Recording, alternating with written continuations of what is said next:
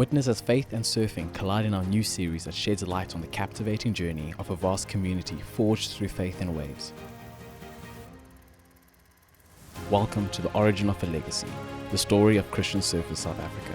From the rugged coastline of Cape Town to the sandy shores of Durban, a vision had been established and a legacy was born. Each episode invites you into the history and footsteps of those who forged the path of Christian surfers in South Africa. Fueled with a love for Jesus and sharing his good news with all through the medium of surf culture, join us as we dive into the testimonies that make up the origin of Christian surfers South Africa.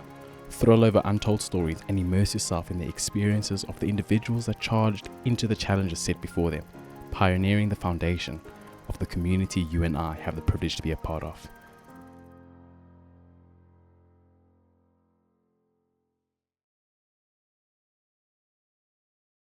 How's it, guys? This is Shane, and I'm with an absolute legend, Sydney, and we're here to share with you the story of Christian surfer Strand, and just like the chaos that a bunch of scallywags kind of started on. Starting with the OG scallywag. Just for some context, I'm leading up the Strand chapter now, but it was all started with Sydney's leadership, and I think in tandem with your brother, if I'm correct. Yeah, we were a bunch of students at the time. Yeah. So yeah, we just want to say thank you so much for like having this open conversation and sharing this with us. And yeah, so like I'm going to start off with just a little introduction for those who don't know about your bombastic presence, the absolute jaw that you are. So Strand's got a bit of a reputation that I carry, but at the same time, the more I hang out with you, I'm like, I totally see why it's come out this way. So first things first is like at Strand, we have a bit of a tradition of asking, who are you, where are you from, and something interesting about yourself. And then I have another question that will follow up from that. Okay. Yeah. Yeah, I'm Sydney to Blanche. I'm born in the Strand, Strand Dog, you know. Grew up here, stayed all my life, moved to Somerset West. Got saved in 1991, and then started to go to New Gen Church. That's amazing. I've got two naughty kids, one Laura, a daughter, and a boy, Luke. Yeah. Yeah. So the tradition is you introduce yourself, any poor soul that walks into the Strand crew, and we have an age-old question, which is, do you crumple or fold your toilet paper? Fold. So proud. If you want to know why that's important, come hang out with the Strand crew. But yeah, our crew's divided in half between those two. But anyway, absolute joy. So like you are such an awesome presence in the water, and you bring such a fantastic joy that is like actually so cool, given the fact that like surfing can have a bit of a stigma with like localism and like angry buddies. However, you also have a reputation of dropping in. That's not true. So my question I want to ask you is, between which of your two kids do you drop in on more? The problem is getting your kids to surf. It's such a blessing, but when they start hassling, it's not a blessing anymore. And that's where I am now, you know, they're starting to out-paddle me. Yeah. So you're pulling rank. So I'm pulling rank. And leashes. Exactly. Yeah. But I don't drop in. I don't see people. That's the problem. I'm shy. I think that's the age-old excuse. Like, no, bro, I didn't see you. It's fine. I have a blind side, unfortunately. Oh, there we go. So we're all human. It's fantastic. But yeah. Yeah. What is your favorite wave, if you have one? Yeah, I a couple of. Obviously Jeffries is often, but what I like surfing is Mossel Bay. Okay. Inners and outers. Yeah. It's, for me, it's like an underrated wave, you know. Yeah. So I really enjoy that wave. Both of them equally, or which one more? I like outers, especially when it's low tide, it's hollow, you know, it's got a little bit of a bite to it sometimes. I like that wave now. And what would be like what is a cardinal surf sin that you indulge in frequently?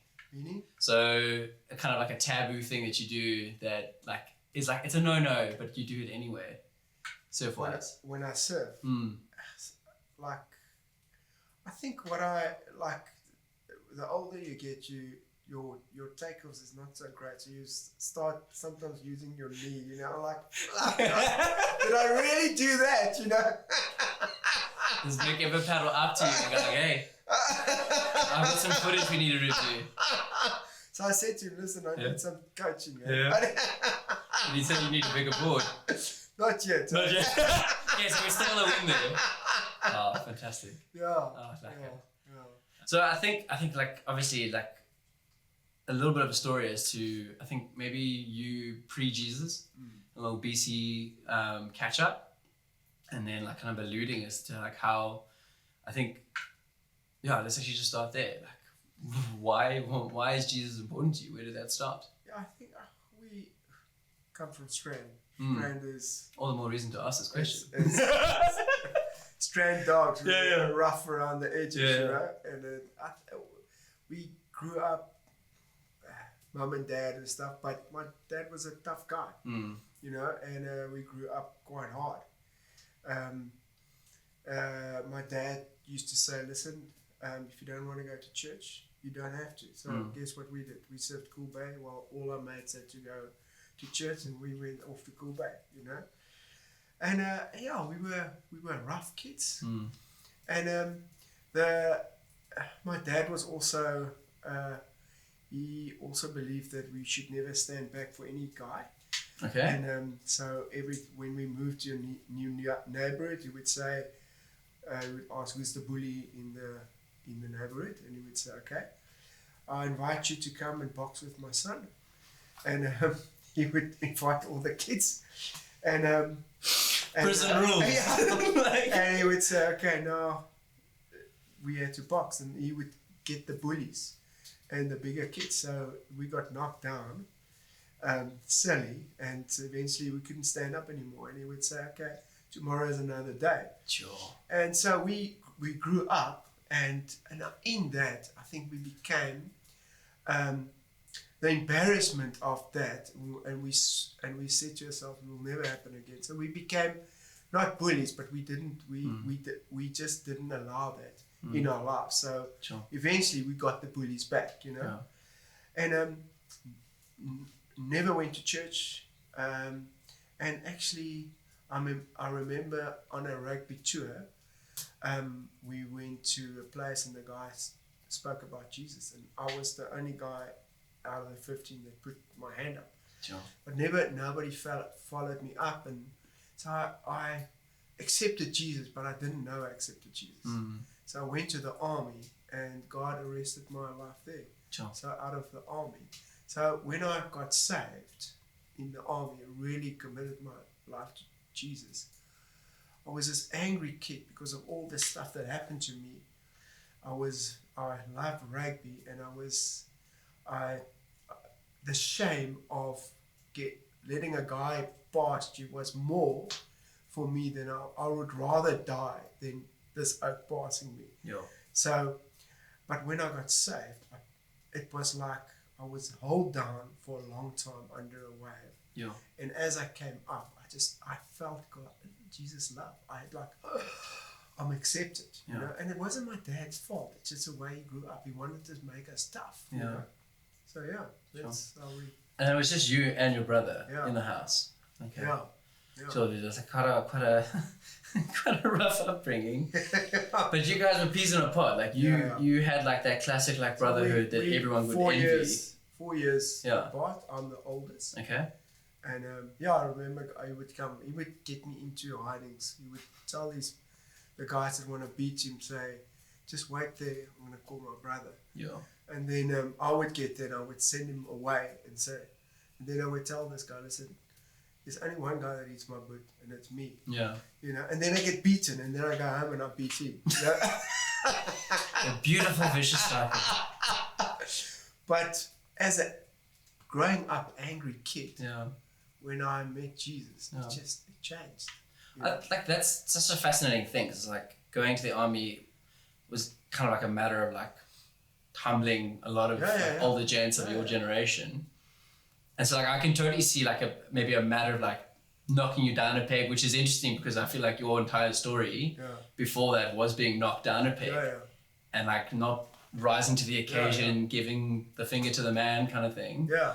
What was it about the army that actually made you just go like, I'm going to give this to the Lord, and like I'm giving my life to Him? Well, I had a girl, and at the time she was a surfer, and I thought we were dating for 3 years, and I thought this is going to be my wife. Yeah. So I went to the army, and I remember just before we had a holiday. Yeah. We were in bush phase, and we came back, and I remember lying in the barracks, and the guys we were from bush phase, so we were in normal headquarters barracks, and I remember lying in my bed, and remember what I know about Jesus was the only thing is what my mum told us in Bible stories. Okay. That was it. Yeah. And then I was lying in the barracks. No, there was no one, and I just heard this voice, like Sydney, and I looked up, and I'm imagining myself, and I dozed off, and I heard this voice again, and I felt in my still I don't know today, was it verbal or was it just in my mind, and felt God said, who's the most important in your life? And I said, I knew I lied. I said, you are, and I knew it was my girlfriend. Sure. And we went on holiday from the army, and we had a week, and as I flew down, so I was in Pretoria, so I flew down, and all my mates told me that she's seeing another guy and stuff. So I went back to the army, and as I was there, I found myself, because every Sunday, I mean, I didn't go to church, but every Sunday I found myself standing in the platoon. And Sundays is a off day. You don't have to shave. You don't have to put your browns on. I was in the platoon going to church, and I only knew some part of the English church, but I went to a charismatic church, and God arrested my life there, and a guy took me under his wing, and he started sharing, and he started teaching me about the Bible, and God started speaking to me. Yeah. So yeah. And what did that transition from now, like you're saved and you're clearly under like some form of discipleship? Yeah. How did that then translate into starting Sunsurf? Yeah, so I came down, I remember the first time. So still don't know what to do. Yeah. So now I leave this guy that was like mentor in Pretoria. I'm coming down, and I'm like, so I go out with my mates. Yeah. And this friend of us, a girl, got saved, and she was a new Jew. And so me and my boy we went out to Stellenbosch. Yeah. Next morning we got from clubbing, we came back like 6 o'clock that morning. Yo, dude, smelling like a distillery on the way to church. So she said, come with me to church, and we went to church, and it was like, yes, it was a scary thing, but somehow we end up there every Sunday, and that's, and what drew me was God, but the people were from children to students to older people, and they just accept us, we accepted these broken brothers, rough around the edges, and they're like, a bit of a reputation. Pull in, yeah. Oh, so, man. Yeah, and then I think when as a student start studying and stuff, and I just felt this like appreciation of my life changed around 180 degrees. Yeah. And I like, oh Lord, I need to tell people about it, Yeah. And I wasn't a good speaker or anything like that, and I just felt, how do we reach this tribe? I just felt, how do I reach these guys in the water that I love so much? I grew up here, Yeah. And I got other guys that were students together and said, guys, this is what I feel. And so we start praying, and we said, how do we reach these guys? Yeah. And that's how it started. It started with at a house, start praying every week. Lord, is this you? We don't know what we've got this desire to tell these guys. Sure. Yeah. That's so classic. So you it's just that fantastic patterning of like you having that desire but still surrendering it to God instead of trying to make a plan on your own. Yeah. how did that then culminate into like actually then materializing? Yeah, so we had some, we didn't have the know how to do things, Yeah. so, but we had the zeal to. Yeah. So we were uncultured, if I can say that, how to reach people. So we formed a scheme, me and my bird. And I remember this guy, is a Scotsman, I still know him today, and he wanted to serve. So I said, okay, so we formed a plan that how do we get him to accept Jesus Christ? So we said, okay, we take him to a spot that he can't go away, that we control the spot. Then we need to put him in a bit of fear, so he's maybe see Jesus more clearly. Yeah. So we took him. We waited for quite a nice day where the bay was working and the Strand Reef was working. So it was difficult for him to get through the break. I think before you continue, do you want to give a little context as to how far the reef is from the beach? Oh, what is it? Between 500 and a K? Yeah. So what we decided is that we'll get him through the break, and then he holds onto our leash and we paddle him out, and we made him sit on the shoulder. So and we time it that if we put him on the shoulder, so if there's a white one coming and he gets worked, Yes. then we tell him about Jesus. So he's in there, he's like shaking, he's like I'm gonna die here, and a white set comes and it cleans him, and he pops up and his eyes are like this, and we're like, this is the time to tell him about Jesus. So he says, hey Mike, his name is Mike. I said, hey Mike, if we die here today, we're okay, but you stuffed, mate. It's like, no, don't say that. The irony is, years later, we became really good mates. Years later, he phoned me and he says, hey, mate, he says, I'm part of the mafia. I'm in a church and I'm in a band. I can't get out here. So that was our way of, we didn't know how to reach guys, but we thought this is a scheme, Yeah. I feel like it's a disclaimer to please don't do that. Don't. We're not like, they were built different back then. We're a very different breed now. And pray deeply about like how you do that. I think, bro, just like so obviously like just such a raw like love for God was such a misdirected way of reaching them. But like, I think it also just speaks to like the goodness of God. And the fact that you were still friends after that. But like, how have you matured now? Like, because I mean, you still have a fire and a passion in you, but you're now in eldership of a church. You're not leading scallywags, but you are leading scallywags of a different kind. Yeah. How's God like matured you in that aspect? For me, my heart is to see men lead. Yeah. And the pastor we had, he always said, take a bullet for the local church. And that I don't know if it's because I was in the army or what, but that resonated with me. It's like, the gospel is incredible, and we need to put a peg in the ground.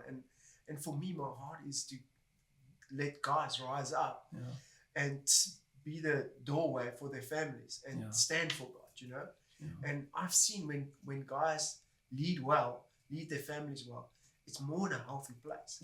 So that's my heart, So how we developed when we started with we realized, okay, that's not always the best way to get surface safe, So we formed a tribe, and we said, okay, how do we reach these kids? Because in Somerset West there's rich kids and people, and we realized that they will get money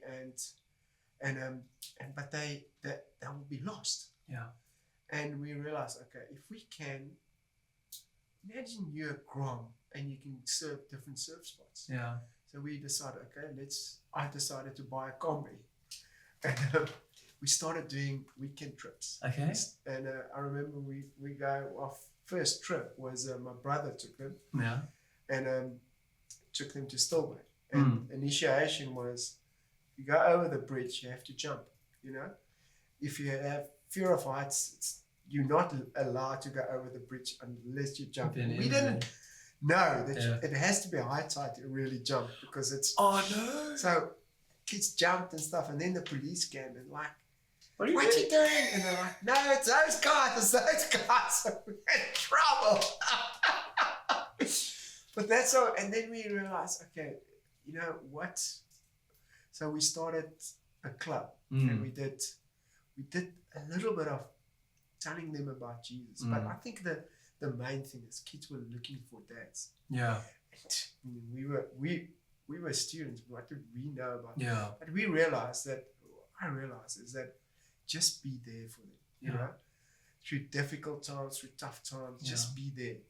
And so, I mean, at some stage we had 35 kids. Jeez. And we were terrible presenting the gospel, but we were there for them. And I remember what we did is, like, every Thursday night they would come, and if they had a good story about what God did, they could ring the bell, you know. And they would ring the bell, they would tell these stories, you know, about what God did to them, you know. And we realized, how do we get more kids? So we say, every time you come, you can initiate your mate, and they can say what they want to do, you know. So, you know, so we would bury them and let their heads stick out, and then throw them with eggs and stuff like that. And next week they'll bring their mate, you know? It was a fun time. But it was more basically is like we were fathers for these kids, you know, and all they wanted is just a dad listening to them, you know. And that's what we did. We didn't realize it. We're only realizing it much later. But that's what they want. They needed desperately a father figure. You know? How old were you guys when you were doing that? Yeah. Was it you and your brother leading, or was it you and...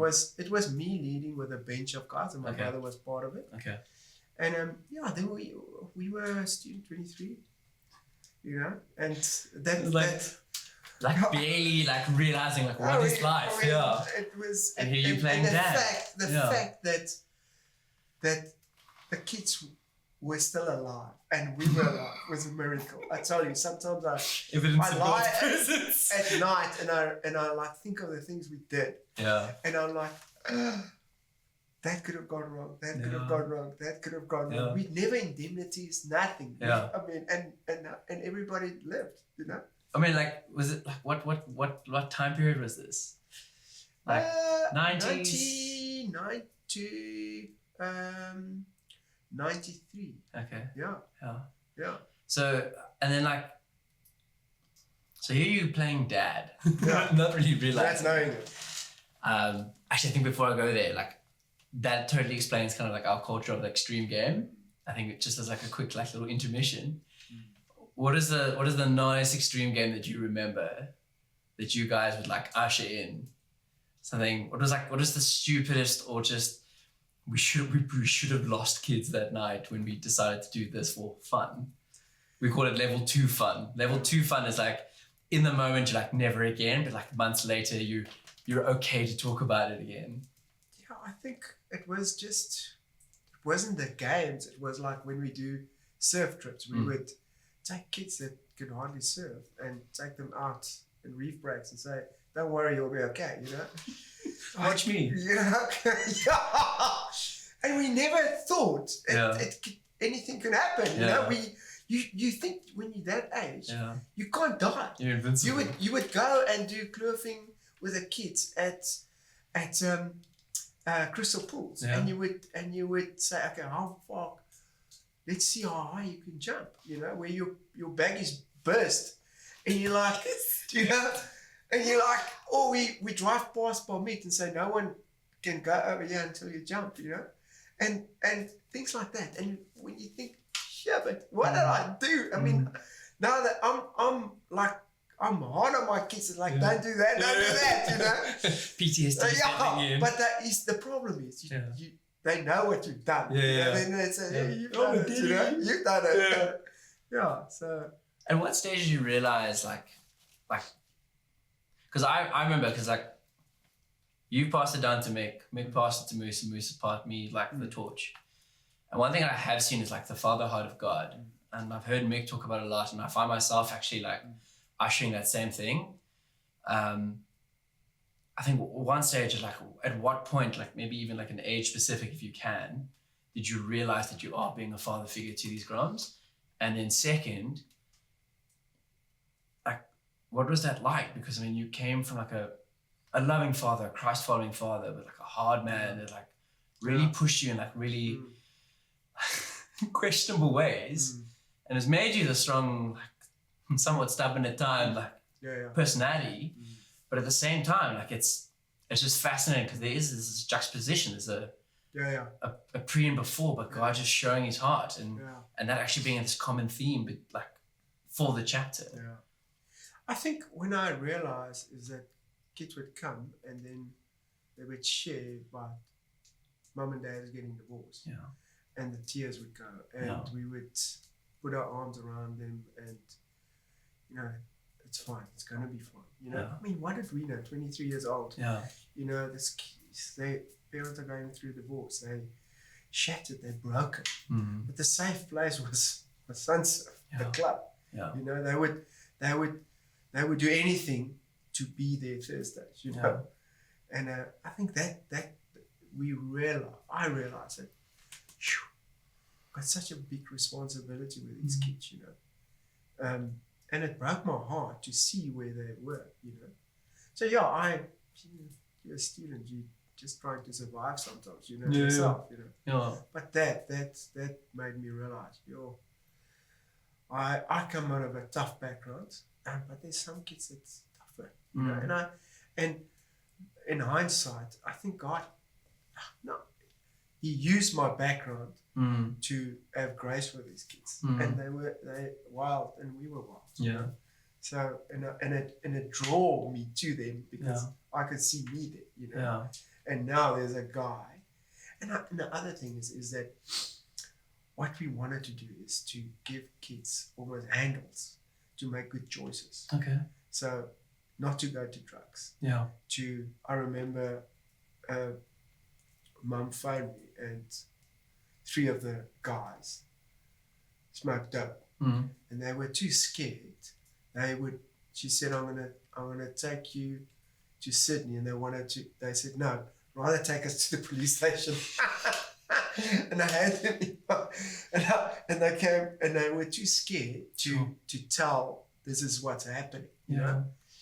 So it was those things, is to prepare the kids, you know, and obviously, and the biggest thing is to get them from the transition them to the local church. You know?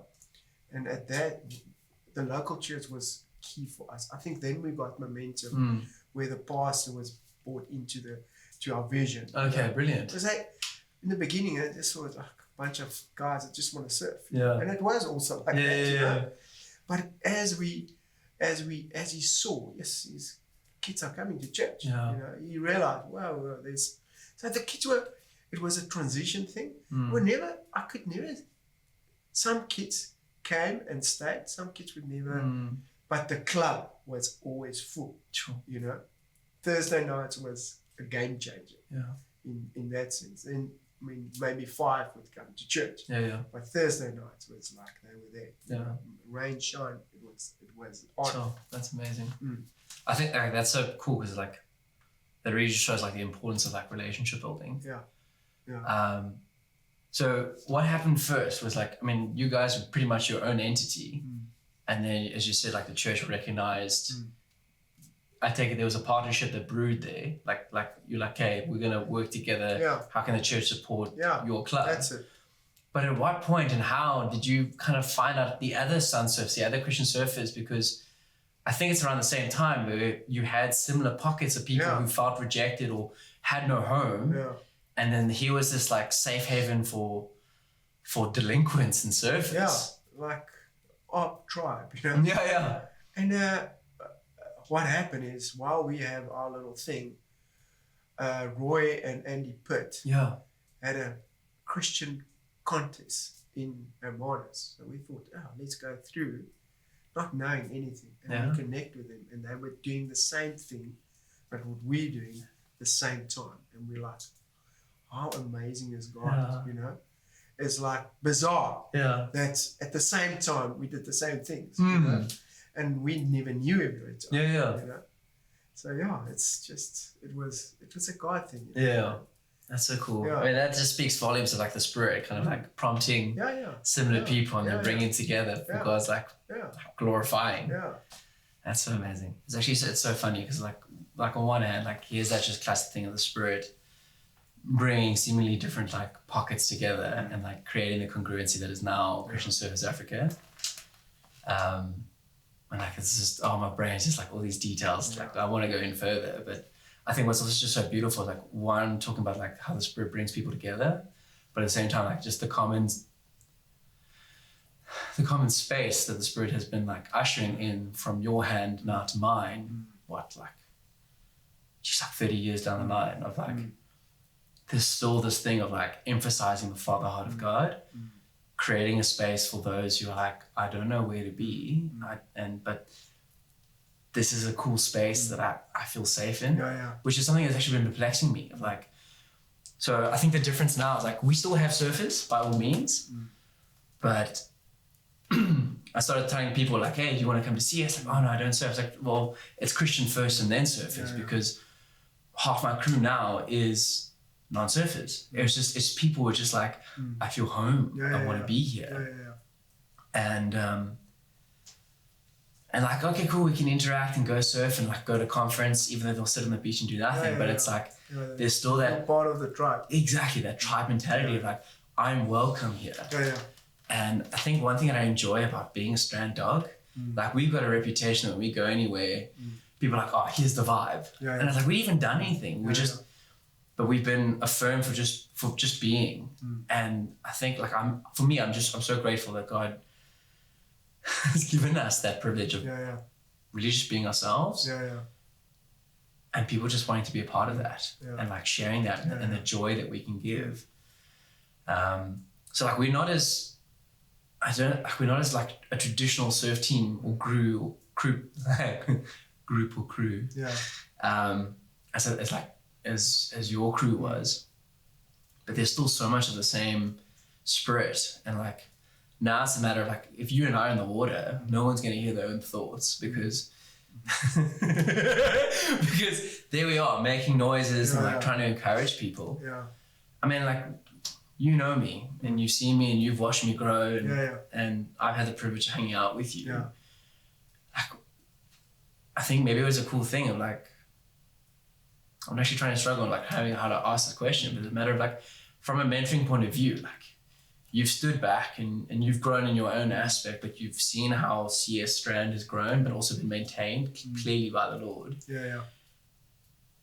What would be your piece of advice? Kind of weird to ask, like, but for me, but at the same time, if you're giving it to me, I think maybe see it like someone else, a youngster that's either going to be in your position and start a chapter in their place, or someone that's hungry to lead, and there is a chapter that they can then take the mantle from the old dog and usher into a new era. I think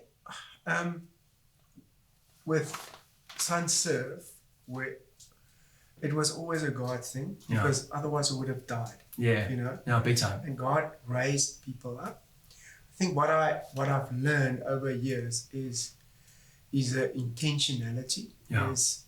Is who is going to take the baton. So I'm constantly ask myself, who's going to take the next? Who's going to lead Sunsurf the next generation? You know. So I think it's in your mind. You must. It's twofold. Is who's your leadership bench? Who's the guys that hold your hand, because you can't do it on your own. You know, it's hard doing it on your own. It's a struggle. It's when you have people with the same mentality and they love to see people saved and Christians and surfers saved. And it brings a vibe. So you constantly think who's going to be part of my leadership bench. Then it's not a drag. When you get together, because you have to organize everything, but you have a team. You have mates that's doing life together. And then you ask God, who is the guy that I need to mentor? Yeah. And I remember sitting in a lineup, and this kid comes down the line and it just smacks like this, does this air. And I'm like, wow. I said to him, yo, I wish one day I'm going to surf like that. Eh? And it was Mick. Yeah. And I said, listen, you know what? We meet Thursdays. Eh? You must come in and not knowing, you know, but as I speak to him, it's like, yeah, there's leadership. Yeah. You know? So is number one is look for a leadership bench. Yeah. Number two is who are you gonna hand the baton over? Because the gospel is gonna constantly advance. Yeah. And it's to be intentional around it. And then I think for me a side note is that my kids are going to Yeah. which my daughter, which is she loves, and it's for me, it's one of the greatest delights, and it's oh Lord, you are so good, that and my son is gonna come, you know, but it's constantly thinking of who's gonna take the next baton, you know, then is to be open, to be available, and set time so that you can speak in people's lives and do life with people. And I think when people realize that you don't have to be a good speaker, you don't have to be a good, you know the Bible inside out. You just need to be available for people and know and genuine. And when people see you really love them and you really want the best for them, they open, you know. And then the gospel, their hearts are softened, and they're like, this is actually a great tribe. I want to be part of it, you know? I think that's for me. No, and it's so cool because like as you're talking, I'm like, I remember why like, I haven't left in 10 years. Like it's 12 now, I think, almost. It was that thing, like, this is home. If someone asked me, because like I was living in Somerset West, it's like, where are you from? I said Strand. Because of the surf school and because of CS. Man, that's so beautiful.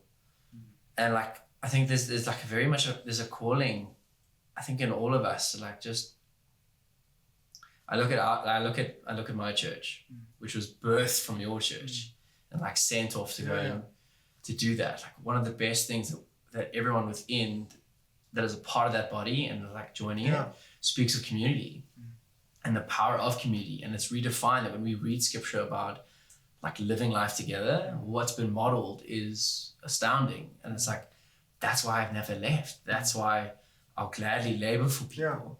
Because of the example of relationship building, like I spend time with you and I watch how you interact with your kids, how you interact with your wife, how you interact with me. And you're not necessarily discipling me as you did with Mick, but at the same time, what you've taught Mick has been teetered down to me. But at the same time, you walk in this example that there's always someone watching going like, I like how Sydney does that. I want to take that on and make that my own.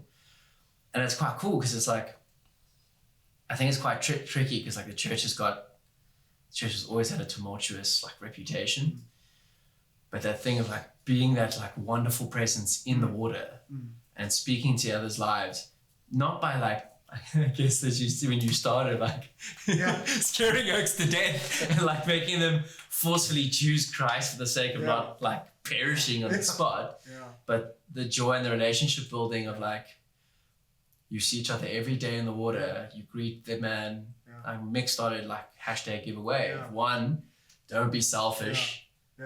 But two is also acknowledge someone's presence. Like, and I think that's something that you modeled, and when you realize like your father-like presence. And I'm also understanding like God's given us the ability to have influence on people. And it really just starts with identifying someone that feels unseen and dignifying with that. And in that space, like that's it. People come in. That's it. Yeah. Because once that's showing Jesus to the world in our own broken lives, you know, we're all broken, we're all not perfect, but he uses our brokenness and then and he works through us, you know. Yeah. It's crazy, Yeah. but he does it, you know, Yeah. and it's not perfect. It comes Yeah. out like, I think when we were students, what I also realized is the older you get, you become reserved, which I don't like, in the sense of, I mean, we were wild, and we were the way we approach, like, this is how we're gonna get guys to get saved, was not right, but we weren't ashamed of the gospel. I think when you become older and you like reserve, and I like it when it's unrefined, when you like, I need to tell people about Jesus. I need to, what he's done in my life, I want to share it. But I think we become like quiet the older we get, you know, and I don't like that. I don't like it in myself when I see that. So I think will be an interesting question. Again, a two-parter. Yeah. One, looking at your youth and like the unadulterated passion that you had for God, the seemingly like scare people away presence. Yeah. What would one be your advice to youngsters that have just like a wildfire desire for God? Yeah. And what would be your advice to the bullies that find themselves maybe in a stale position where like, I'm not as young as I used to be? If you were to sit down with both those men and women and go like, and address them, what would your advice be? Yeah, I think for young guy, youngster, I think it's great to be zealous, but don't be weird. Just be normal, you know? Don't, you know, be in such a way that you almost Bible bash a guy. Yeah. Just be a mate. Yeah. You know? When he serves well, tell him, yes, you're surfing well, you know? Just be a friend. Just be there. In the lineup or in his shadow, just encourage the guy, because how many people encourage us? I mean, when I see a guy serve well, I like, yes, well done, you're serving well, you know, but it doesn't matter. And I think the old guys, there's so much they can give. It's just be fathers, you know. Yeah. It's battle out and say, mate, well done, you know. Yeah. I tell you that some little kids get their like affirmation. They don't know it because I think we forgot how to tell people, you know, well done. You know, it's so easy to say this opposite. I think that's the thing, is don't be weird when you're a youngster, but be like, Lord, how do I bring this about? You know, just be a mate. Yeah. You know, and wait for the opportunity. And when he asks you about Jesus, be normal. You know. And an older buddy is just greet the guy. Don't be a grump, you know. Just greet the kids and joke. Be in the water, you know. Have fun, you know. Yeah. Simple. Simple. Sydney, thank you so much, bro. Like, this was such an awesome conversation. I really cherish this. And I'm actually sitting here now going like, I have the context, like the way that Strand currently runs, but at the same time, like I have a sense like there's a calling to, maybe not even a calling, but like a reinvigorated intentionality with like the relationship building. Like that's clearly what it is. It's like just receiving people, just being available, being that guy that when someone is in a place where the feces has hit the fan, that's the number they call is you. Yeah. Being available. I think God, when we put our hand up and say God use us, He will use us, and it's to say, okay, I'm available. Yeah. And for me, the amazing thing is to see God work in people's lives, and His fingers are in their lives, and we had a small part to play. Yeah. And it's magnificent. Yeah. You know? That's exciting. Yeah. Thanks, guys, so much for joining us for this Strand Scallywag catch up and a story and testimony. And I really hope that it touched you and inspired you in the same way that it's inspired me.